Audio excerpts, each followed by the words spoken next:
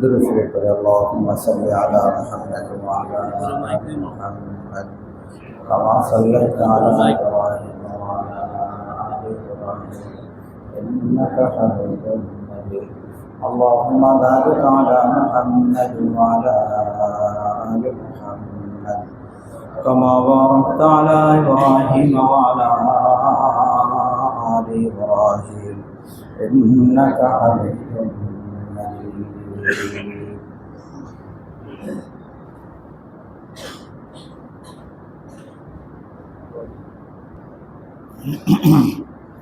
الحمد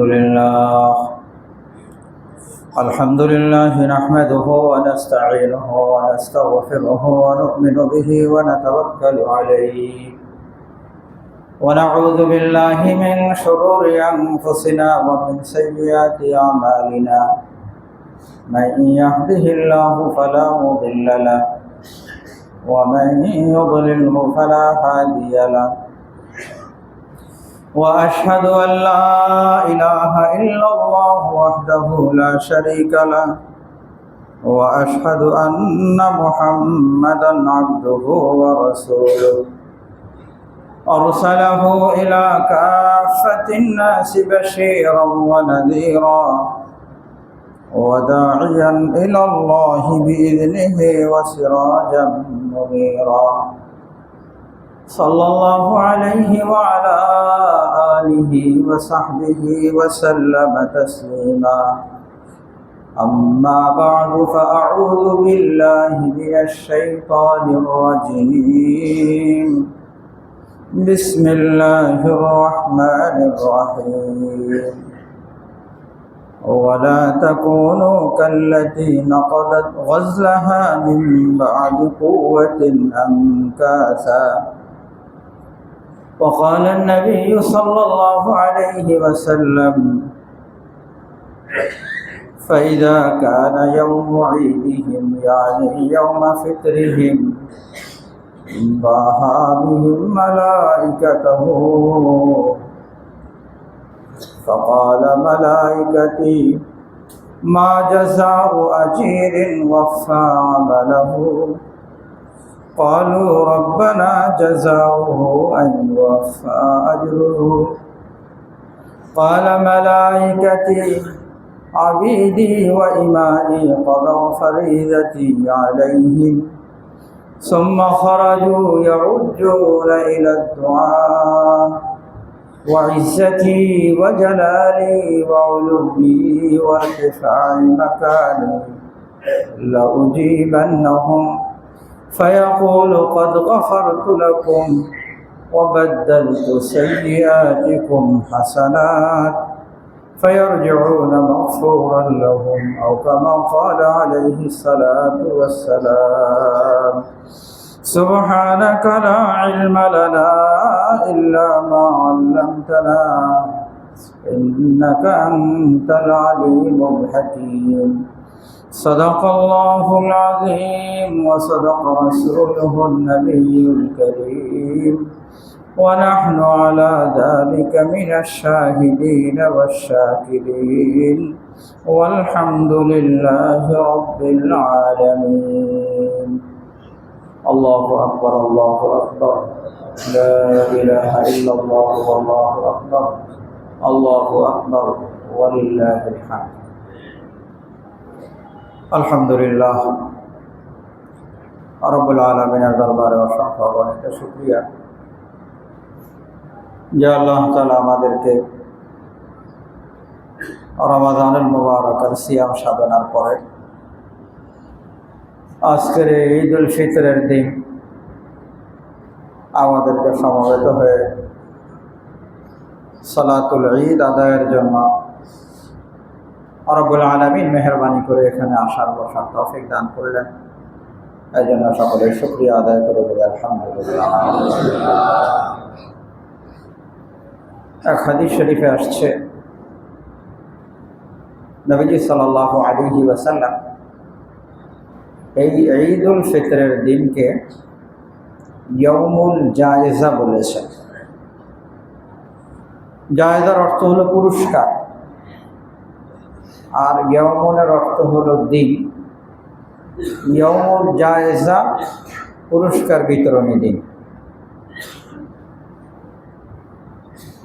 লম্বা হাদিস, নবীজি সাল্লাল্লাহু আলাইহি ওয়াসাল্লাম আল্লাহ পাক রব্বুল আলামিনের কথা বর্ণনা করেছেন।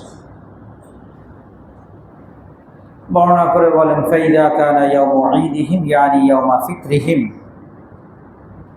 যে যখন ঈদের দিন হয় অর্থাৎ ঈদুল ফিতরের দিন, বাহা বিহিম মালাইকাতা,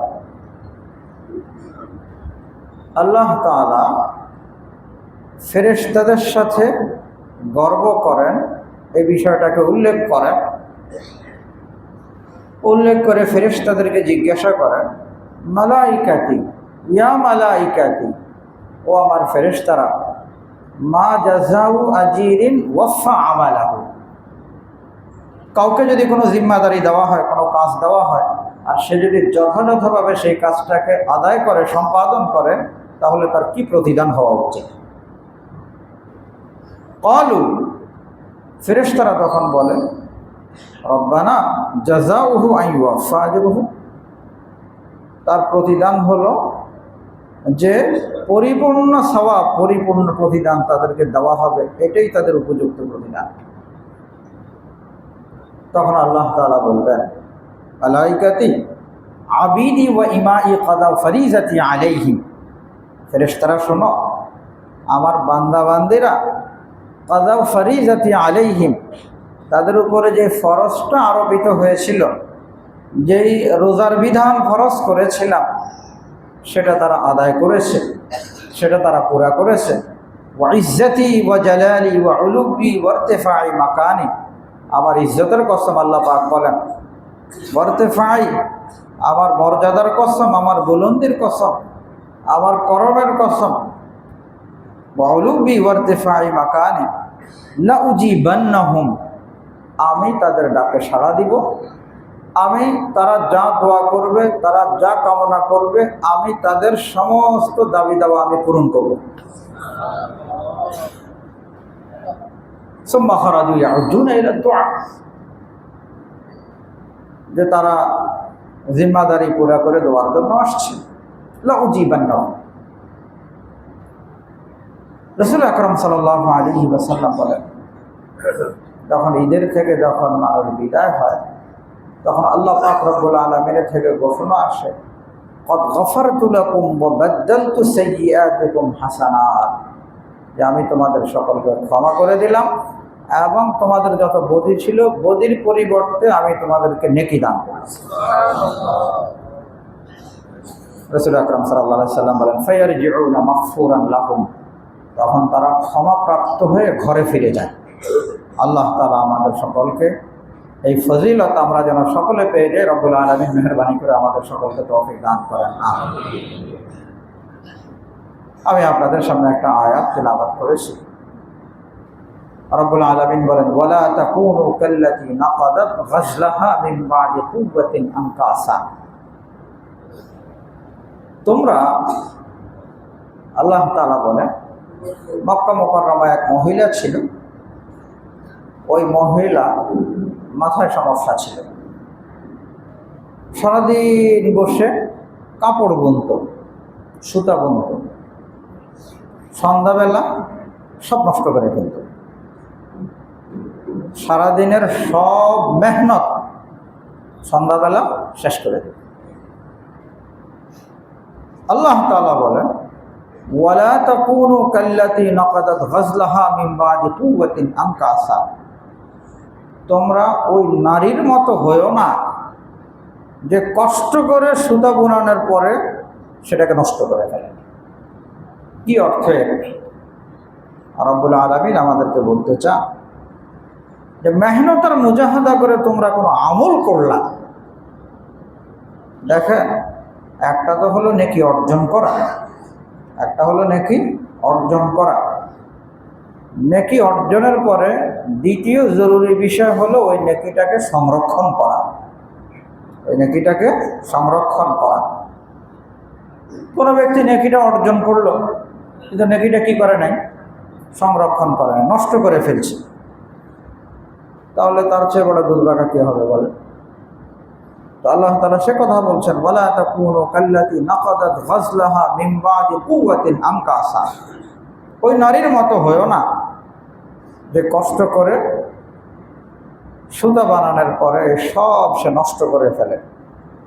আমাদেরকে আল্লাহ তাআলা বলছেন যে তোমরা আমল করেছো, আমলের পরে এমন কোনো পদক্ষেপ তোমরা নিবা না, এমন কোনো কাজ করবা না যে কাজের কারণে তোমাদের আমলের সওয়াব নষ্ট হয়ে যায়। হাদিস শরীফে আসছে, নবীজি সাল্লাল্লাহু আলাইহি ওয়াসাল্লাম একবার সাহাবায়ে কেরাম রিদওয়ানুল্লাহি তাআলা আলাইহিম আজমাইন ওনাদেরকে জিজ্ঞাসা করতেছিলেন, বল মুফলিস, নিঃস্ব কে, গরিব কে? সাহাবায়ে কেরাম বলেন, ইয়া রাসূলুল্লাহ, স্বাভাবিক দৃষ্টিতে এটাই মনে করা হয়, মাল্লা দিনার আলাহু ওয়ালা দিরহাম, যার কিনে টাকা পয়সা নেই সে নিঃস্ব গরিব। নবীজি বললেন যে না, নিঃস্ব গরিব তো ওই ব্যক্তি যে ব্যক্তি আমল করে ঠিক, কিন্তু এরপর আমলের কি করে না, হেফাজত করে না, নেকির হেফাজত করে না। ওই ব্যক্তি হলো গরিব যে যাবে নেকি নিয়ে আখেরাতে, পাহাড় সম পরিমাণ নেকি নিয়ে আখেরাতে যাবে, কিন্তু ইম্মা যারাবা হাদা ও শাতামা হাদা, সে কাউকে গালি দিয়েছে, কাউকে প্রহার করেছে, কারো গীবত করেছে, কারো শিকায়েত করেছে। এই যে বন্দার হক নষ্ট করেছে, বন্দার হক নষ্ট করার কারণে আল্লাহ পাক রব্বুল আলামিন সেদিন তো ইনসাফ কায়েম করবেন। যাদের হক নষ্ট করা হয়েছে সকলের হক আল্লাহ তাআলা পরিপূর্ণভাবে দেওয়াবেন। দুনিয়াতে তো হক দেওয়ার লাইন, টাকা পয়সা দিয়ে হক দিবে, কিন্তু আখিরাতে তো দিতে হবে কিসের দ্বারা? নেকির দ্বারা। পাওনাদাররা আসতে থাকবে আর ওই ব্যক্তি থেকে নেকির পরে নেকি নিতে থাকবে, নেকি দেওয়া লাগবে। নেকি দিতে দিতে নেকি দেওয়া শেষ হয়ে যাবে, কিন্তু পাওনাদার তখনও কি থাকবে? বাকি থাকবে। তখন আল্লাহ তাআলা এইভাবে ইনসাফ করবেন, যাদের পাওনা তাদের পাপ, এই যার কাছে পাওনা পাপের বোঝা তার কাছে আসবে, দিতে তো হবে, নেকি তো নাই, তখন এই পাপ আসতে থাকবে। তো গেল তো পাহাড় সম পরিমাণ নেকি নিয়ে, কিন্তু বন্দার হক নষ্ট করার কারণে তার কোনো নেকি রাখতে পারল না, সব নেকি হাতছাড়া হয়ে গেল এবং পাপের বিশাল বড় বোঝা তার হয়ে গেল। রাসূল আকরাম সাল্লাল্লাহু আলাইহি ওয়াসাল্লাম বলেন, এই ব্যক্তি হলো নিশ্চয় ব্যক্তির জন্য কাঁদা দরকার। আল্লাহ পাক রব্বুল আলামিন আমাদেরকে বুঝার তৌফিক দান করেন। আমিন। রমাদানুল মুবারাকে আমল করে আমরা নেকি অর্জন করেছি, আমরা নেকি অর্জন করেছি। এখন দুইটা আবেদন আপনাদের কাছে। এক তো নেকি অর্জনের এই ধারাবাহিকতা যেন আমাদের চালু থাকে, নেকি অর্জনের ধারাবাহিকতা যেন আমাদের চালু থাকে। রমাদানুল মুবারাকে আমরা 5 ওয়াক্ত নামাজের পাবন্দি করেছি, আলহামদুলিল্লাহ। ফজরেরও পাবন্দি করেছি জামাতের সাথে। এখন ঈদের দিন থেকে বা ঈদের পরের দিন থেকে যদি কিনা জামাত ছুটা শুরু হয়ে গেল, জামাত ছুটতেছে, তাহলে রমাদানুল মুবারক আমার কাছে এসে আমার কি ফায়দা হলো বলে? আমার তো আমল ছোটা শুরু হয়ে গেছে। এই জন্য সকলের কাছে আবেদন, যেমনিভাবে 5 ওয়াক্ত নামাজের পাবন্দি করেছি, আমরা এখন থেকেও কি করব? প্রতিদিন 5 ওয়াক্ত নামাজের পাবন্দির চেষ্টা করবো ইনশাআল্লাহ। আল্লাহ তাআলা তৌফিক দান করেন। শাওয়াল মাসের 6 রোজা, এটা তো আমাদের একদম সামনে এসে গেছে। নবীজি সাল্লাল্লাহু আলাইহি ওয়াসাল্লাম বলেন, মান সামা রমাদান সুম্মা আতবাআহু সিত্তাম মিন শাওয়াল কানা কাসিয়ামিদ দাহর।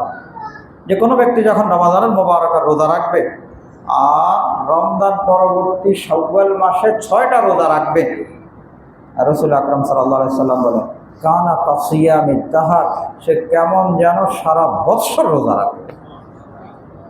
আল্লাহ পাক রব্বুল আলামিন বড় দয়ালু, বড় মেহেরবান। রোজা রাখলো 1 মাস 6 দিন, কিন্তু আমল নামায় উঠবে সারা বৎসর কি রোজাদার। সকলের এই 6 রোজা যদিও ফরজ, ওয়াজিব না, সুন্নাহ, কেউ যদি করে তাহলে বিশাল বড় ফজিলত। আগামীকাল থেকে শুরু করা যাবে, আগামীকাল থেকে শুরু করা যাবে এবং এই চলতি মাস শেষ হওয়া পর্যন্ত করা যাবে। লাগাতার করুক, বিরতি দিয়ে করুক, কিছুদিন পরে করুক, যেভাবেই হোক এই মাসের মধ্যে 6টা রোজা রাখলে ইনশাআল্লাহ এই শাওয়ালের এই 6 রোজার ফজিলত পাওয়া যাবে। রব্বুল আলামিন মেহেরবানি করে সকলের 6 রোজার ইহতিমাম করার আমাদের সকলকে তৌফিক দান করেন, আমিন। রমাদানুল মুবারকের সবচেয়ে বড় যে মাকসাদ আর উদ্দেশ্য, সেটা তো হলো তাকওয়া আর পরহেজগারি অর্জন করা। আমরা রোজা রেখেছি, রোজা অবস্থায় সুযোগ পাওয়া সত্ত্বেও কিন্তু কেউ দেখে না দুনিয়া, তারপরও অন্দরমহলে ঘরের মধ্যে একা একা থেকেও আমরা কেউ কী করি নাই, কোনো পানাহার করি নাই। কেন করি নাই? করি নাই এই জন্য যে আল্লাহ পাক রব্বুল আলামিন দেখছেন, যদি আমি পানাহার করি তাহলে আমার কি হবে না, রোজা হবে না, এই জন্য করি। এটাই আল্লাহ তাআলা বলেছেন, ইয়া আইয়ুহাল্লাযীনা আমানু কুতিবা আলাইকুমুস সিয়ামু কামা কুতিবা আলাল্লাযীনা মিন ক্বাবলিকুম লাআল্লাকুম তাত্তাকুন। রব্বুল আলামিন এই রোজা ফরজ করেছেন আমরা যেন মুত্তাকি হই। আমাদের ভিতরে যেন এই অনুভূতি আসে যে আমাদেরকে আল্লাহ তাআলা দেখছেন। রমাদানুল মুবারকের শুধু দিনের বেলা পানাহার আল্লাহ তাআলা নিষিদ্ধ করেছেন, আমরা কেউ করি নাই।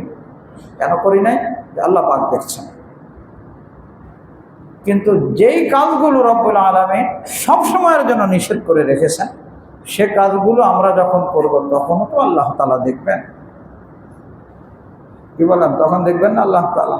তখনও তো আল্লাহ তাআলা দেখবেন। মিথ্যা কথা বলা, ঘুষ খাওয়া, যত ধরনের অন্যায় অনাচার আছে, সেগুলোর সময় যেন এই অনুভূতিটা আসে যে রব্বুল আলামিন কিন্তু আমাকে দেখছেন।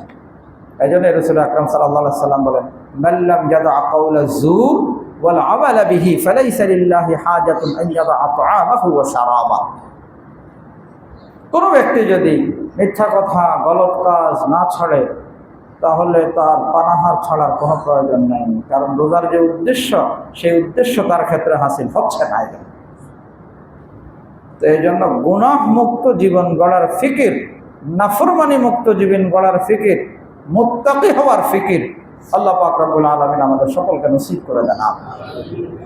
হযরত আবু হুরায়রা রাদিয়াল্লাহু তাআলা আনহু রাসূল আকরাম সাল্লাল্লাহু আলাইহি ওয়াসাল্লাম বিশেষভাবে নসিহত করে বলেছেন, মাইয়া খুদান্নি হাউলাইল কালিমা। একদিন বলতেছিলেন নবীজি সাল্লাল্লাহু আলাইহি ওয়াসাল্লাম, কে আছে আমার থেকে কথাগুলো শুনবে? মাইয়া খুদান্নি হাউলাইল কালিমাত ফাআমিলা বিহিন্না আও ইউআল্লিমু মান ইয়ামালু বিহিন্না। এরপরে সে নিজে আমল করবে অথবা যারা আমল করবে তাদেরকে শোনাবে।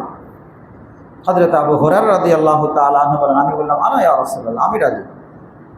নবীজি সাল্লাল্লাহু আলাইহি ওয়াসাল্লাম আমার হাত ধরলেন, ওয়া আদ্দা খামসান, আমাকে 5টা নসিহত করলেন। এই 5 নসিহতের প্রথম নসিহত ছিল, ইত্তাকিল মাহারিমা তাকুন আবাদান নাস। তুমি হারাম থেকে বাঁচো, শরীয়ত নিষিদ্ধ বিষয় থেকে বাঁচো, গুনাহ থেকে বাঁচো, তাহলে তুমি সবচেয়ে বড় ইবাদতকারী রূপে আল্লাহ পাকের দরবারে গণ্য হবে। ফরজ ওয়াজিব আদায় করেছে, সুন্নাত পড়েছে, খুব নফল পড়ে নাই, কিন্তু গুনাহ মুক্ত জীবন তার। নবীজি সাল্লাল্লাহু আলাইহি সাল্লাম বলেন, সে আবাদ।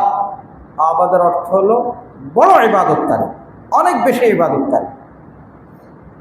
আর যদি এমন হয় ফরজ ওয়াজিব সুন্নাত নফলও খুব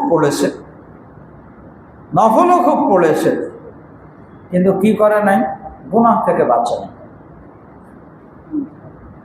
কাউকে কষ্ট দিয়েছে, কারো হক নষ্ট করেছে। ভাই, কারো হক নষ্ট করলে তাকে তো দিতে হবে, নেকি তো চলে যাবে। হাদিস শরীফে আসছে, পরিষ্কার হাদিস, ইয়াকুম ওয়াল হাসাদ, তোমরা হিংসা থেকে বাঁচো। কেন? হিংসা নেকিগুলোকে এমনভাবে খেয়ে ফেলে, যেমনিভাবে শুকনা ঘাস, কামা তাকুলু নারুল হাতাব, শুকনা ঘাসের মধ্যে যদি আগুন লেগে যায় তাহলে কিছু বাকি থাকবে না। মানুষের ভিতরে যখন হিংসা শুরু হয়, তখন হিংসার কারণে মানুষের নেকি, মানুষের অর্জনটা এইভাবে জ্বালিয়ে শেষ করে দেয় হিংসা। তো এই জন্য যখন গুনাহমুক্ত জীবন হবে, তখন ইবাদত বন্দেগীর সওয়াব সংরক্ষিত হবে। যে কথা বলতেছিলাম, একটা হলো নেকি অর্জন, দ্বিতীয় হলো নেকি কি সংরক্ষণ। তো নেকি অর্জনের পাশাপাশি নেকি সংরক্ষণের ফিকির এর চেয়ে বেশি করা লাগবে। আর নেকিটা সংরক্ষণ তখন হবে যখন একজন মানুষের জীবনটা গুনাহ মুক্ত হবে, তাকওয়াওয়ালা হবে। আল্লাহ পাক রব্বুল আলামিন এই কথাগুলোর উপর আমাদের সকলকে আমলের তৌফিক দান করেন, আমিন। ঈদের সালাত বৎসরে 2 বার আসে। নবীজি সাল্লাল্লাহু আলাইহি ওয়াসাল্লামের বিষয় হযরত আনাস রাদিয়াল্লাহু তাআলা আনহু বলেন, কাদিমা রাসূলুল্লাহ সাল্লাল্লাহু আলাইহি ওয়াসাল্লাম আল মদিনা, নবীজি মদিনা তাশরিফ নিয়ে আসলেন হিজরত করে। ওয়ালাহুম ইয়াওমান ইয়ালআবুনা ফীহিমা, তাদের 2টা দিন ছিল মদিনাওয়ালাদের, যেই 2 দিনে তারা উৎসব পালন করত। নবীজি সাল্লাল্লাহু আলাইহি ওয়াসাল্লাম জিজ্ঞাসা করলেন, মা হাযানিল ইয়াওমান, এই 2 দিনের উৎস কি কারণে তোমরা উৎসব পালন করো? মদিনাওয়ালারা বলল, কুন্না নালাবুহুমা ফিল জাহিলিয়া, আমরা সেই জাহেলি যুগ থেকে এগুলোকে উৎসবের দিন হিসেবে পালন করে আসছি। তখন নবীজি সাল্লাল্লাহু আলাইহি ওয়াসাল্লাম বললেন, কাদ আবদালাকুমুল্লাহু বিহিমা খায়রাম মিনহুমা, আল্লাহ তাআলা তোমাদের জন্য এই 2 দিনের পরিবর্তে উত্তম 2 দিনের ব্যবস্থা করেছেন, ইয়াউমাল আযহা ওয়া ইয়াউমাল ফিতর। একটা হলো ঈদুল ফিতর আর একটা হলো ঈদুল আযহা। রাসূল আকরাম সাল্লাল্লাহু আলাইহি ওয়াসাল্লাম যে 2 দিনের কথা বলেছেন, এখানে শুধু একটা কথা বলে শেষ করে দিচ্ছি। একটা হলো অন্যদের প্রীতি, অন্যদের কোনো কাজের উপরে খুশি করা, আনন্দিত হওয়া। শরীয়ত কিন্তু এটা বলে না। শরীয়ত বলে তুমি নিজে আমল করো, তুমি নিজে আল্লাহ পাকের নৈকট্য অর্জন করো, সেই আমল আর নৈকট্যের উপরে তুমি আনন্দিত হও। একজন মানুষ রোজা রেখেছে, আল্লাহ পাক রব্বুল আলামিনের মেহেরবানি, এখন এই রোজা শেষ করলো, এখন তার জন্য আনন্দের বিষয়। হজ পালন করেছে, কোরবানি করেছে, এখন তার আনন্দের বিষয়। আমাদের আনন্দের বিষয়টা কিন্তু নিজেদের আমলের সাথে রাসূল আকরাম সাল্লাল্লাহু আলাইহি ওয়াসাল্লাম সম্পৃক্ত করে দিয়েছে। এই জন্য বলা হয় যে রোজা রেখেছে, যে আমল করেছে, তার জন্য তো ঈদ। কিন্তু যে রোজা রাখে নাই, আমল করে নাই, তার জন্য ঈদ না, তার জন্য ওয়াঈদ। তার জন্য ওয়াঈদ। ওয়াঈদের অর্থ হলো সতর্কবাণী। আল্লাহ পাক রব্বুল আলামিন আমাদেরকে বুঝার তৌফিক দান করেন, আমিন। এই যে সালাত 2 রাকাত, 2 রাকাত ওয়াজিব নামাজ। এখানে অতিরিক্ত যে বিষয় আসে সেটা হলো অতিরিক্ত 6 তাকবীর। তাকবীরগুলো বলা ওয়াজিব। জুমার নামাজে তো খুতবা আগে হয়, ঈদের নামাজের খুতবা পরে। ঈদের নামাজের খুতবা সুন্নাত, কিন্তু খুতবা শোনাটা ওয়াজিব। খুতবা শোনা ওয়াজিব। খুতবার সময় কোনো কথাবার্তা বলা যাবে না, কালেকশনও করা যাবে না।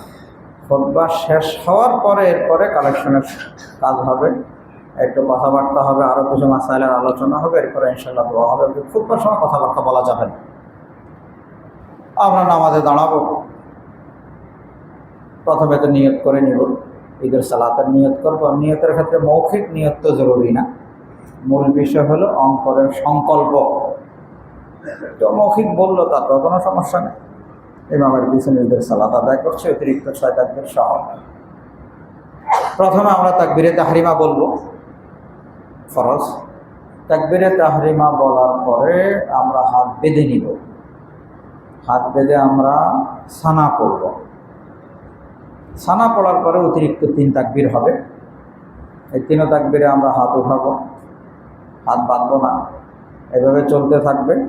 যখন 3য় তাকবীর আসবে, অতিরিক্ত 3য় তাকবীর, তখন আমরা হাত বাঁধব। সূরা ফাতিহা হবে। রাসূল আকরাম সাল্লাল্লাহু আলাইহি ওয়াসাল্লাম সাধারণত ঈদের সালাতে সূরা আলা পড়তেন, সূরা আলা পড়ব আমরা ইনশাআল্লাহ। এরপরে যথারীতি রুকু হবে, সিজদা হবে। রুকু সিজদা থেকে ওঠার পরে দ্বিতীয় রাকাতে সূরা ফাতিহা, নবীজি সূরা গাশিয়া পড়তেন, আমরা পড়ব ইনশাআল্লাহ। দ্বিতীয় রাকাতে সূরা শেষ করার পরে হলো অতিরিক্ত তাকবীর, 3 তাকবীর। এখানেও কী করব? হাত উঠাবো, হাত ছেড়ে দিব। চতুর্থ তাকবীর হবে আমাদের রুকু। চতুর্থ তাকবীর রুকু। রুকু সিজদার পর ইনশাআল্লাহ আমাদের নামাজ শেষ হবে। রুকু সিজদা বৈঠকের পরে এরপরে ইনশাআল্লাহ খুতবা হবে। এভাবে ইনশাআল্লাহ আমরা আমাদের সালাত পুরা করব। আল্লাহ তাআলার মর্জি মোতাবেক আমাদেরকে নামাজ আদায়ের তৌফিক দান করেন, আমিন।